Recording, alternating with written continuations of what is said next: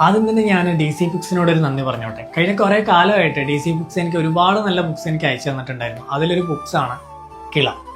ഈ കിള എന്ന് പറഞ്ഞ ഈ നോവൽ എത്ര പേര് വായിച്ചു എന്ന് എനിക്കറിയില്ല. കയ്യിൽ കിട്ടിയിട്ട് കുറേ കാലമായെങ്കിലും ഇന്നാണ് എനിക്ക് ഈ ബുക്ക് വായിച്ചു തീർക്കാൻ പറ്റിയത്. ഈ ബുക്ക് വായിച്ചവരെല്ലാവരും ആവർത്തിച്ച് പറഞ്ഞൊരു കാര്യം, ഈ ബുക്കിൽ പറയുന്നത് ഒരു കാലഘട്ടത്ത് മലബാറിലെ മുസ്ലിം സ്ത്രീകൾ അനുഭവിച്ച യാതനകളുടെ കഥയാണ് കിള എന്നാണ്.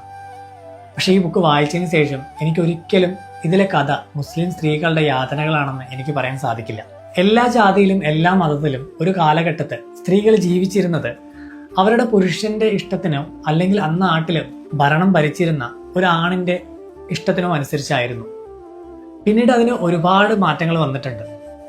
എങ്കിലും അന്നും ഇന്നും ആണിന് അടിമയായി അടിച്ചമർത്തപ്പെട്ട സ്ത്രീകൾ നമുക്ക് ചുറ്റും ഇപ്പോഴും ഉണ്ട്. ഒരു പെൺകുട്ടി കല്യാണം കഴിച്ച് അന്യരാജ്യത്തേക്ക് പോകുന്നു. പിന്നീട് അവളുടെ ജീവിതം അവളെ കല്യാണം കഴിച്ച് കൊണ്ടുപോയ ഒരു ആണിന്റെ ഇഷ്ടത്തിനനുസരിച്ച് മാറുവാണ്.